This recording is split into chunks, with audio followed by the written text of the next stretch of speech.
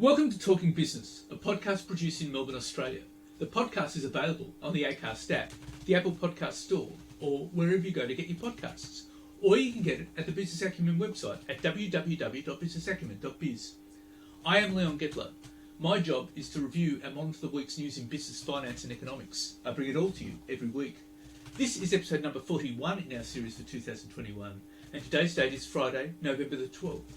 First, I'll be talking to Damian Morgan and Kiel Glass, who founded the safe startup SafeStay, which provides safety audit inspections for short stay accommodation in response to the tragedy of short stay accommodation incidents, including fraud, injury and even fatalities.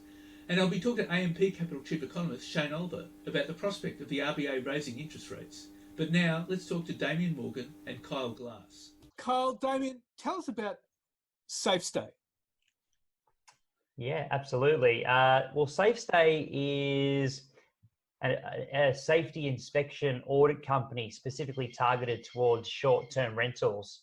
What we identified is that realistically across the nation, there is no minimum standards around safety or security within short-term rentals.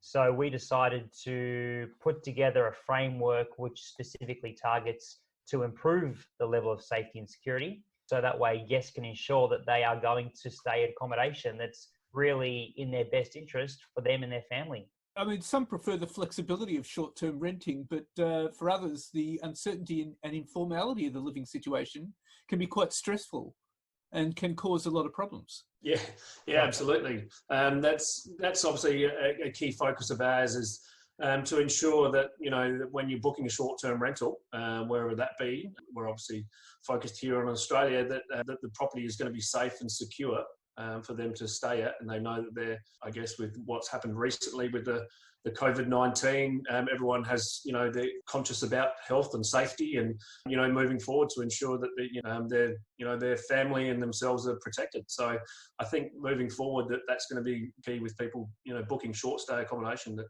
they've got that, safety and security, that's going to be there. So how does it work? How does it actually work, your system?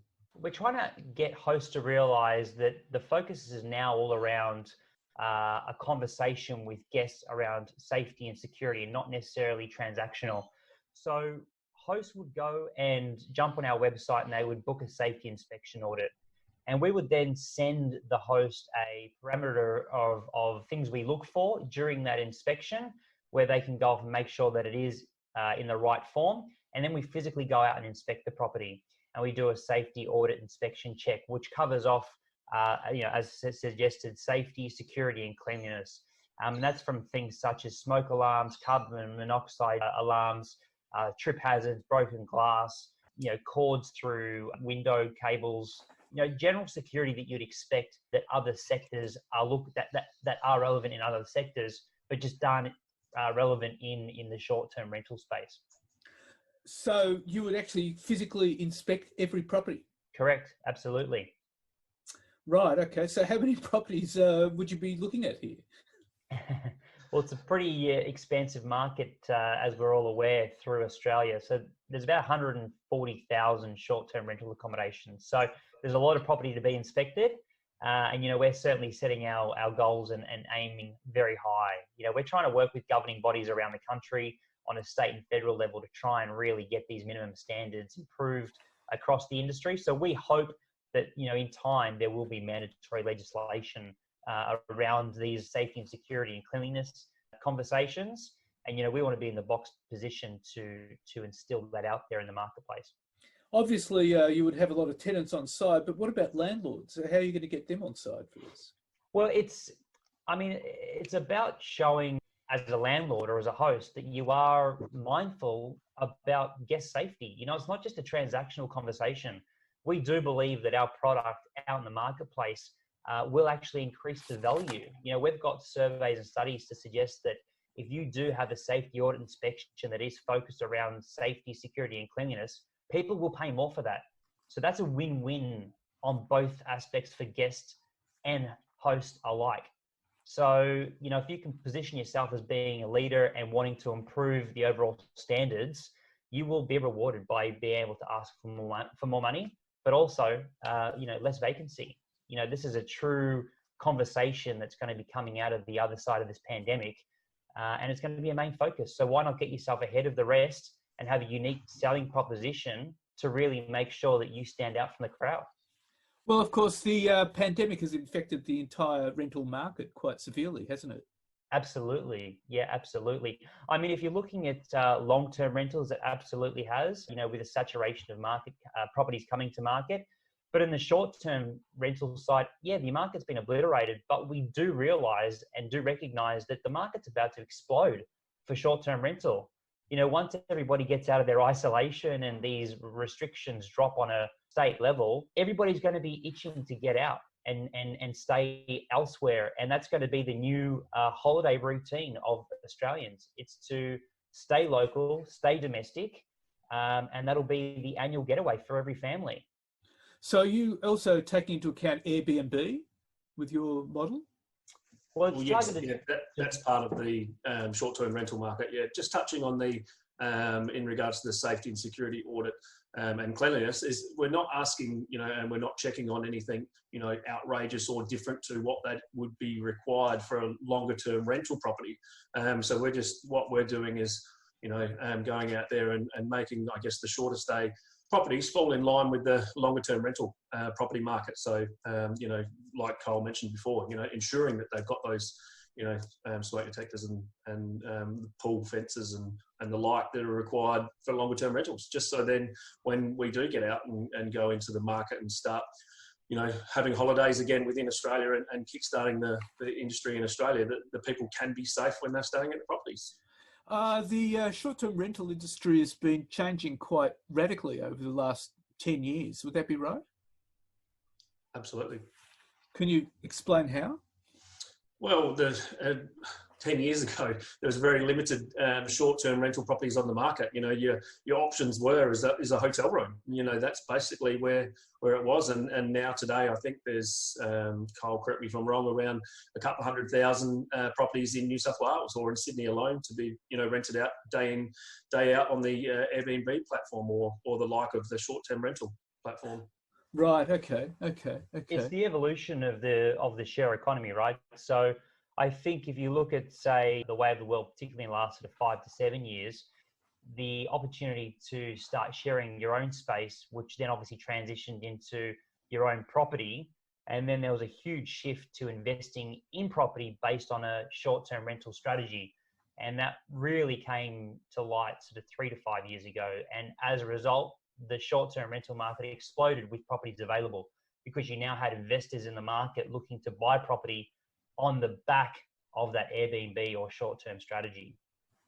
Right. I mean, what's quite good about this is that, as a rule, tenants, from my experience anyway, don't tend to be comfortable having conversations with landlords about issues like, say, security and safety and stuff like that. Would you agree with that? Yeah, absolutely. What our product and what we offer is effectively that certificate and that authentication, so that way those conversations don't necessarily need to be had. That way that tenants or guests in particular can go to property and know instantly that they're getting something that has been properly certified by a third-party independent inspection company. So it eliminates those tough conversations that guests and tenants don't necessarily want to have. But like I said, it also puts the focus back on the host, showing that they do care about safety and security and cleanliness to their hosts, to their guests and tenants. So, coming back to your question, yeah, it avoids those tougher conversations. Every other governing body, particularly when you look at long-term residential letting or property, there's all these minimum criteria that landlords need to meet, but it just doesn't exist in the short-term rental space. And, we know that these conversations are wanting to be had by tenants. So we eliminate that because we're doing it for them. We're now saying these are the standards and like Damian said, they're not outrageous standards. They're very practical standards. So we're not looking for anything out of the ordinary or extraordinary, but we want to make sure that there are those minimum standards in place and that there's a true trusted audit inspection out there that everybody can rely on. And so you will be the formal audit service for the short-term rental market in that case. That's exactly how we're positioning ourselves, because we do believe what we're offering is a win-win for everybody involved, hosts and guests alike. Okay, and this is all sort of certified legally and everything like that with documentation? Yep, so we effectively have two inspectors that go into the property, one that's completely across fire and electrical standards, and then another auditor that goes through around the legislative standards for, like Damian touched on, pool fencing compliance, window locks for strata buildings, all those typical compliances that you'd expect, like I said, in, say, a long-term residential setup. We adopt and are adopting and implementing into our safety audit inspection for the short-term market. Well, Kyle and Damian, thank you very much for your time. It's been fantastic. Thank you. Really appreciate your time. And now let's talk to AMP Capital Chief Economist, Shane Oliver. Shane, with the surprisingly strong core inflation figures of 2.1%, there's now speculation the RBA could lift interest rates next year. But the RBA insists it won't be doing it until 2024. What's your view? It does look as if the RBA's previous assurances on interest rates look a bit too dovish, and they will now have to change their guidance and bring forward the expected lift-off for interest rates. In fact, we have seen a stronger than expected recovery in the economy coming out of the lockdowns, which have now ended or are in the process of ending. That combined with the higher inflation readings, not so much for the headline numbers, but for the underlying measures that the RBA focuses on, what they call the trim mean and the median, the fact that they were higher, combined with the stronger rebound in growth, suggests to us that the RBA will start raising interest rates next year. Probably not until November, though, because I think the first step for the RBA will be to end its 0.1% bond yield target, and also to end its quantitative easing or bond buying program. But the reality is that it looks like rate hikes are going to come earlier than the RBA has been telling us. The flip side, though, is that money markets, of course, have got a lot more nervous about things, and they've been factoring rate hikes sometime in the next 6 months. That seems a bit too hawkish to us. I think it's going to be a little bit later than that. The Reserve Bank is still a little bit wary, I would think, given the years of inflation underperformance prior to the pandemic. So they want to see more clear evidence that the recovery is going to stick, that we're not going to see another setback from the pandemic, and that the inflation rise is going to continue such that inflation stays within the target. And I think it'll take a while before they get to that point. That's why we're assuming late next year, even though the money market seems to be assuming somewhat earlier. So what's driving the inflation? I know there's been a whole lot of supply chain issues with the pandemic. Has that been driving inflation to some extent? Look, the supply chain issues are a big part of it, and this is a global phenomenon, and the rise in inflation in Australia is actually quite mild compared to what you're seeing internationally. For example, we have headline inflation at 3%, US around 5.5%, UK, Canada, and New Zealand, all similar to that, 4.5 to 5.5. Likewise, on the underlying side, in many countries around the world, if you strip out the impact of higher energy prices and higher food prices, their underlying measures are running around, say, 3.5, whereas in Australia we're running around 2.1. So we haven't seen quite the same rise other countries have, but we are seeing similar forces at work here. You've got a reopening trade as operations reopen, such as airlines reopen. Initially, they don't have the same number of planes on, and they're charging higher fares. That will eventually adjust. Likewise, hotel rates have a bit of a spike initially. So you get that aspect, and then you've got these supply chain issues that through the pandemic, production was disrupted, China and elsewhere around the world. And of course, but there's been strong demand for goods. People couldn't spend on services, they couldn't go on holidays, so they wanted boats and cars and household durables and all those sorts of things, which have pushed their prices up. That's going to take a while for that to adjust, but they're sort of, I guess, a guide to the sort of pressures we're seeing on inflation. It's quite probable, in fact, that some of that is transitory. It's hard to see people spending as much on cars and boats and things as they have lately. Eventually, that will fall back to more normal levels as you can once again go on overseas holidays and spend on services like you used to. But for the time being, that is causing nervousness among central banks, and the more the signs of stronger wages growth, the greater the risk that the inflation pickup becomes a permanent pickup, and that's why central banks are starting to get more hawkish, including the RBA.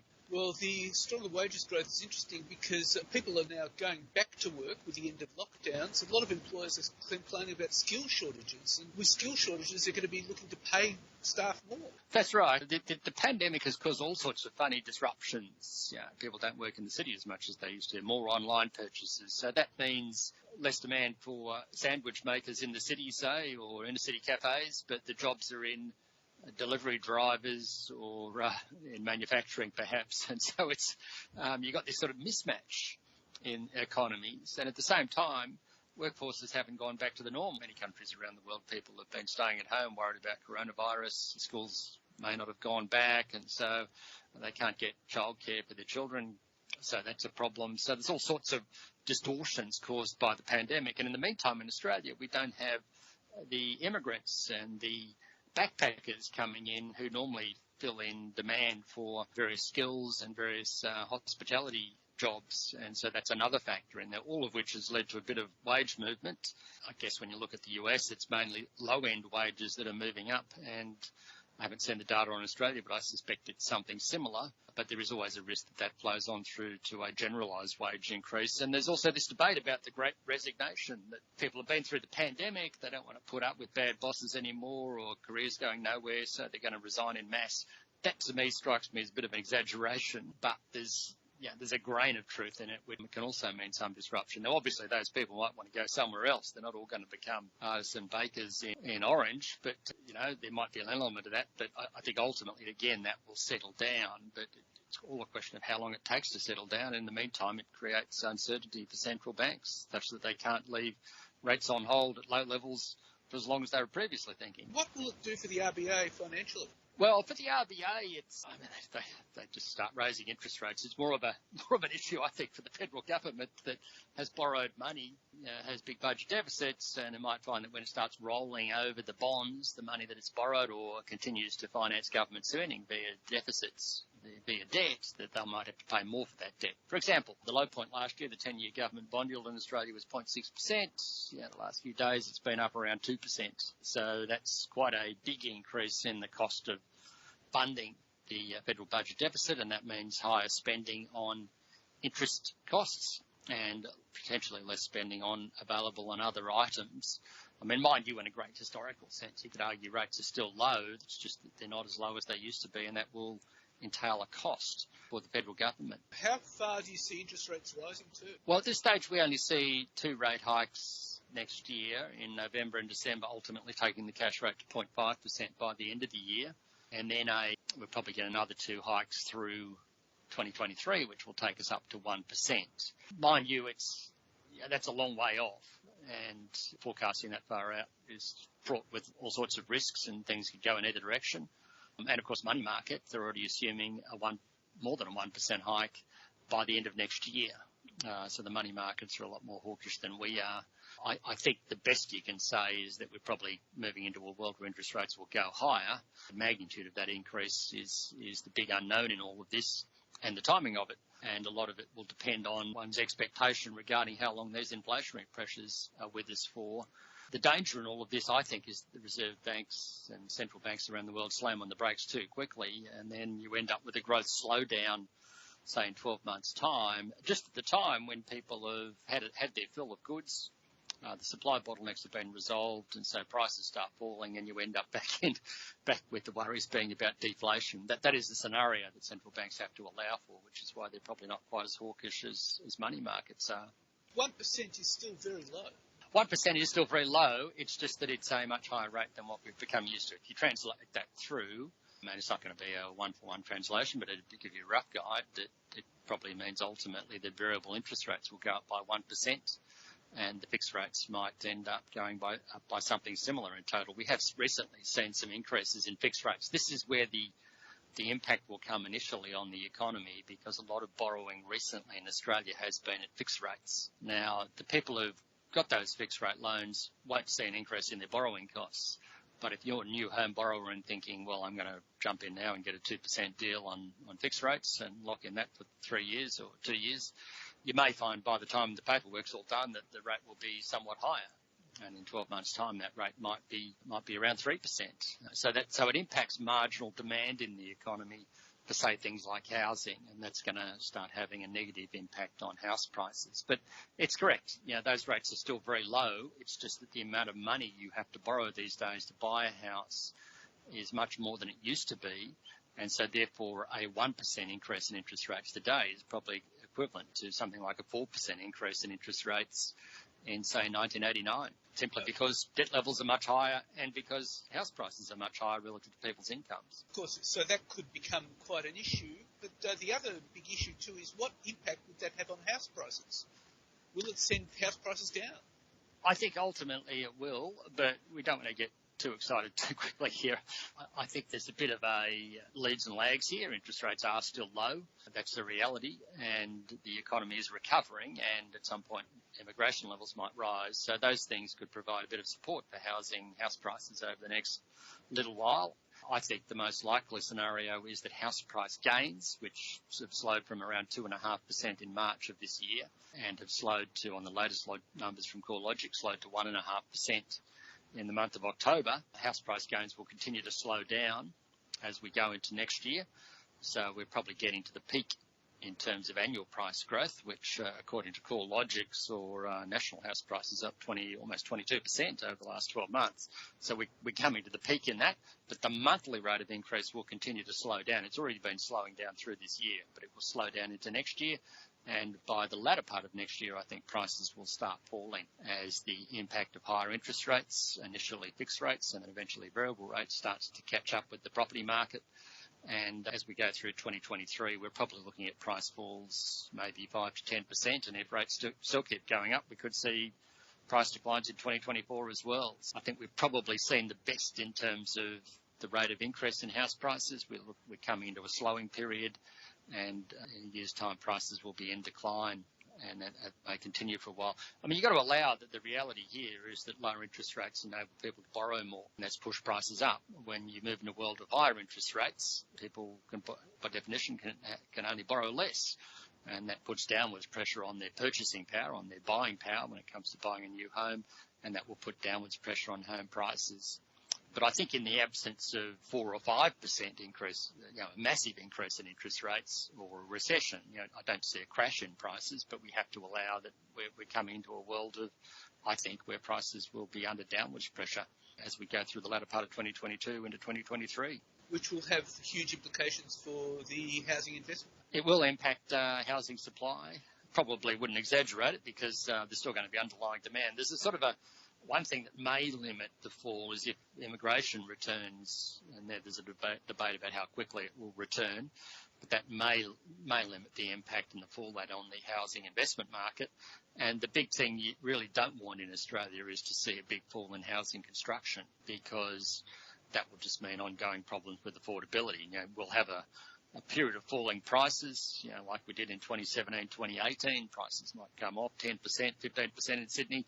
And then we're back again to a period of undersupply, and that would then underpin ongoing poor affordability and no real improvement in things. So there's a difficult balancing act here that I think the authorities, government, RBA need to follow. You don't want to see prices come down so much that it stops the construction of housing, which then leads to an undersupply of housing. So there is a bit of a balancing act here. Well, Shane, that's all fascinating, and thank you very much for your time. My pleasure, Leon. All the best. So what's happening in the news? Well, Facebook's Instagram platform has seen a dramatic slump in use by young Australians, according to confidential internal documents. Prepared for Facebook executives, the research, dated March 2021, warns of concerning and problematic declines in the amount of time teenage users in Australia are spending on the photo-sharing platform, down 9% to 36 minutes a day over 6 months, and how much content they are producing. The research, part of a tranche of documents lodged with the US Securities and Exchange Commission, shows the fall in use was greater in Australia than in other markets, including the US, France, Britain and Japan. The amount of content being produced by teenage users in Australia also fell 7%, the data reveals. The disclosure of falling Instagram consumption follows the release of internal research first published in the Wall Street Journal in September that concluded the platform exacerbated feelings of anxiety, depression and body image issues for teenage girls. We make body image issues worse for 1 in 3 teen girls, one slide from a 2019 presentation read. The fall in the use of Instagram in Australia and in other major markets comes as Facebook grapples with serious problems in attracting and retaining young users on its other platforms. And General Electric said it would split into 3 public companies as the storied US industrial conglomerate seeks to simplify its business, pare down debt and breathe life into a battered share price. The split marks the end of the 129-year-old conglomerate that was once the most valuable US corporation and a global symbol of American business power. The Boston-based company said the 3 businesses would focus on energy, healthcare and aviation. It will combine GE Renewable Energy, GE Power and GE Digital and spin off the business in early 2024. GE will also separate the healthcare company, in which it expects to retain a stake of 19.9% in early 2023. Following the split, it will become an aviation company, helmed by GE Chief Executive Larry Culp. And News Corp Australia has posted a $60.7 million loss as the pandemic exacerbates ongoing upheaval throughout the media industry.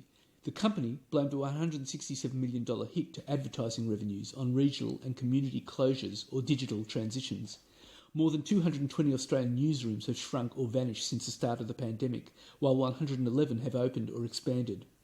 News Corp Australia's financial report for its publishing and printing group revealed the $60.7 million loss to ASIC this week, less than the $151.4 million the year before.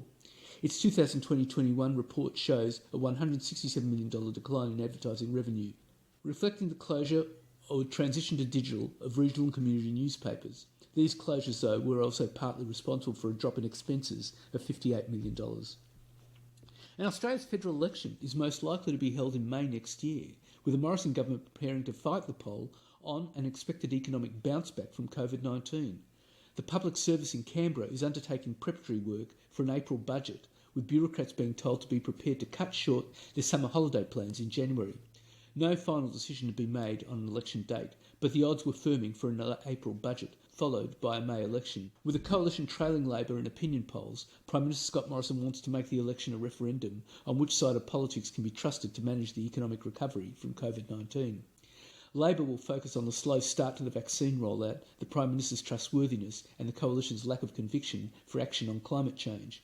Treasury, the Reserve Bank of Australia and market economists are forecasting strong economic growth from late this year as cashed-up consumers reopen their wallets after lockdowns in New South Wales, Victoria and the ACT. A booming economy is expected to be fuelled by more than $200 billion of excess household savings, high vaccination rates, an easing of health restrictions, international and state borders reopening and low interest rates.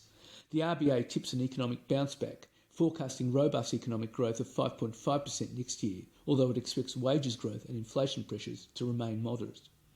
And as part of that, Prime Minister Scott Morrison has rolled out a policy on electric vehicles. Electric vehicles, once derided by Scott Morrison as ending the weekend, will be the focus of a $500 million strategy projected to create more than 2,600 jobs. The Prime Minister anticipates $250 million in federal future fuels funding will be matched by private investment aiming to reshape Australia's transport sector and put up to 1.7 million electric vehicles on roads by 2030. Investment will focus on public and household electric vehicle charging, as well as electrifying commercial fleets and heavy and long-distance vehicles. More than 50,000 households and 400 businesses would have access to charging infrastructure alongside at least 1,000 public charging stations. The government also anticipates up to 84% of the population will be able to access fast charging stations. Making sure the electricity grid is ready for widespread EV use is expected to avoid upgrade costs of $224 million this decade. The government strategy does not plan to manufacture EVs in Australia. It rules out consumer subsidies and concessions to help people buy EVs or mandating a phase-out of new petrol or diesel-powered vehicles. It has been criticised by electric vehicle manufacturers. It is nothing like Joe Biden's EV tax credits that could nudge millions of Americans to swap their 2005 Honda Civic for a brand new Nissan Leaf. NRMA spokesman Peter Khoury said the two key issues facing Australian consumers were the access to charging infrastructure and the price of the vehicles. During the past 4 years, the organisation has rolled out more than 44 fast-charging stations across regional Australia. Opposition leader Anthony Albanese said the government had changed its tune on electric cars in the lead-up to an election campaign. He said Australia risks being left behind if it did not do more to increase the number of electric vehicles. Britain, Japan, France and Germany have pledged to ban sales of combustion engines between 2025 and 2030, while Norway leads the way in electric vehicle ownership, driven by a range of incentives such as waiving import tariffs and sales tax, as well as registration fees. In 2020, it became the first country where EV sales outstripped petrol, diesel and hybrid vehicle sales combined. And the Morrison government has pledged up to $1 billion more to develop low emissions technology via the establishment of a new fund that will give it and private sector investors an equity stake in startups. As part of the government's plan to reach net zero emissions by 2020, the Low Emissions Technology Commercialisation Fund, to be administered by the Clean Energy Finance Corporation, will focus on developing emerging technologies. The Net Zero plan says these emerging technologies, currently fledgling in nature, will be responsible for delivering 15% of the requisite emission reductions by 2050. Such technologies include changes to livestock feed to reduce methane emissions, more efficient glass coatings on solar panels, methods to measure soil carbon, software improvements, lighter and more efficient batteries, and direct atmospheric capture of carbon dioxide and storage underground. The government will match private investor contributions of up to $500 million with the aim of raising $1 billion. Unlike the CEFC, which is a loan fund, the new Low Emissions Fund will be an equity vehicle. If established, it will fill a gap in the Australian market where small technology-focused startups are often considered difficult to finance. And the chief executive of electric vehicle charging infrastructure company EV Networks says a deal with Jack Cowan's Hungry Jack's fast food chain is a forerunner of a paradigm shift in its early stages, where convenience sites in cities will gradually replace a traditional trip to a service station. Chris Mills says convenience is the number one priority for electric vehicle owners, most of whom will continue to recharge vehicles at home or in the workplace. Putting fast charging infrastructure at locations such as quick service restaurants, libraries or local council hubs, which are part of the normal patterns of daily life, is central to the continued trialling of the best locations. Mills says it's unshackling people from service stations. The first of the fast charging units is located at the Hungry Jack's outlet at Cabramatta in Sydney's southwest. Mr Mills said a further 7 sites in other cities at Hungry Jack's outlets are in the planning stage. And Commonwealth Bank of Australia has struck a big blow in its bid to take on global big tech, leading a US $100 million, that's 134 million Aussie, funding round for leading artificial intelligence platform H20.ai, and forming a partnership it says will help it release smarter products and make faster decisions than rivals. H20.ai is one of the most highly rated AI platforms in Silicon Valley. As well as being a venture capital style investment for CBA, the platform will be used across the bank's many systems such as customer rewards, online retail, credit assessment and fraud detection to let it deliver individually tailored offers and fintech style services. As well as making its existing apps smarter, CBA is hoping the ability to analyse its vast amounts of data more efficiently with the H20.ai platform will give it a jump start on its rivals among the big 4 banks in inventing future products. CBA is the latest in a stream of major global financial institutions to invest in the company, as well as using its technology to develop AI-based products. H20.ai had a pre-money valuation of US $1.6 billion and counts Goldman Sachs, Wells Fargo, Capital One and the investment arm of the Chinese insurance giant Ping An as investors and customers. And the big 4 banks will not appear before the Senate inquiry into the effectiveness of the country's anti-money laundering regime, despite being individually invited to discuss the level of investment needed to avoid systemic breaches of laws to prevent financial crime. Commonwealth Bank, Westpac, ANZ Bank and the National Australia Bank are responsible for reporting the bulk of suspected criminal activity passing through Australia's financial system, and were each invited by the Legal and Constitutional Affairs Committee to participate in public hearings starting Tuesday. The Senate approved a motion by Labor Senator Deborah O'Neill in June to launch a formal inquiry into the effectiveness of laws, regulators and companies tasked with preventing financial crime. The committee has since called on a range of law enforcement, academic and industry participants to participate in 2 days of public hearings. The banks have declined individual invitations to appear before the committee and will instead be represented by the Australian Banking Association, a lobby group representing 21 Australian banks. CBA and ANZ declined to comment on the non-attendance. A spokesman for NAB said executives were unable to attend because the hearings coincided with NAB's full-year results scheduled for Tuesday, but added the bank is happy to engage with the inquiry at another time. And NAB's cash profit climbed 76.8% to $6.56 billion for the 12 months ended September 30 from last year, the bank said on Tuesday in an ASX statement. Excluding lumpy notable items, profit was up 38.6%. The result exceeded expectations, with analysts penciling in an annual NAB profit of $6.45 billion, according to Bloomberg estimates.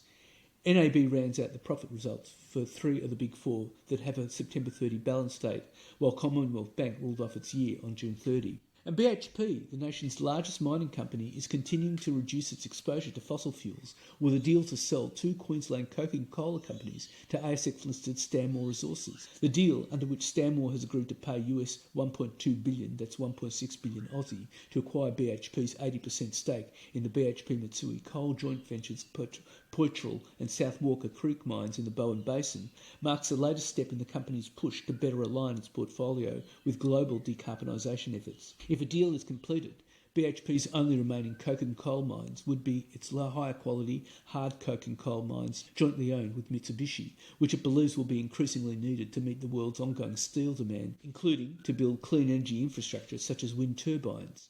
BHP has been actively looking to get out of thermal coal, which is used in power generation and ranks as the world's biggest source of greenhouse gas emissions. The miner said it remained in the process of looking for a buyer for its last thermal coal mine at Mount Arthur in the New South Wales Upper Hunter. And Huguenot Aussie conglomerate Wesfarmers has announced it will acquire Australian Pharmaceutical Industries Limited, or API, the parent company of well-known household brands Priceline and Sol Pattinson Chemists, for $763 million. The acquisition will grow Wesfarmers' already impressive lists of brands including Bunnings, Kmart and Officeworks. Wesfarmers already owned a 19.3% stake in API, which also owns Clear Skincare, Pharmacist Advice and catalogue program pharmacy Best Buys. Priceline and Priceline Pharmacy is one of Australia's biggest pharmaceutical and beauty retailers, boasting more than 420 stores nationwide.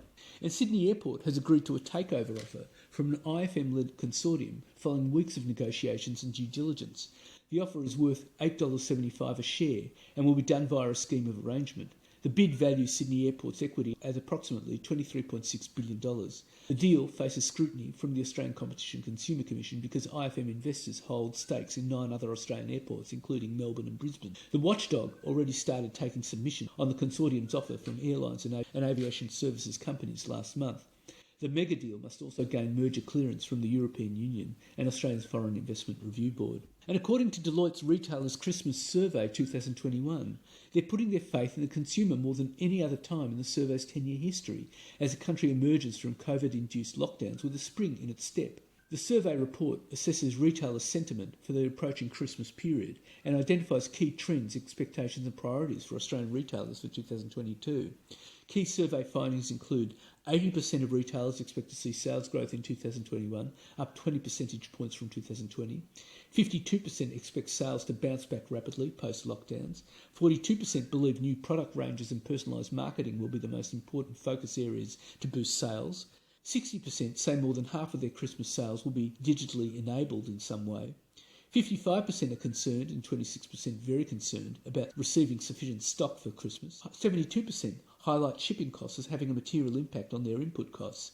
Nearly 90% expect trading conditions to improve or stay the same over the next 12 months. And that's it for this week. And next week I'll be talking to Jan Snyman, Empire Practice Manager for the Modern Workplace. We'll examine how the remote working trend has dramatically accelerated over the past 12 months, which means organisations increasingly take a cloud-first approach to facilitate daily production. And I'll be talking to ComSec Chief Economist Craig James about market trends ahead. In the meantime, you can catch me on Facebook, Twitter and LinkedIn. And if you want, leave a comment. Wishing you all a safe and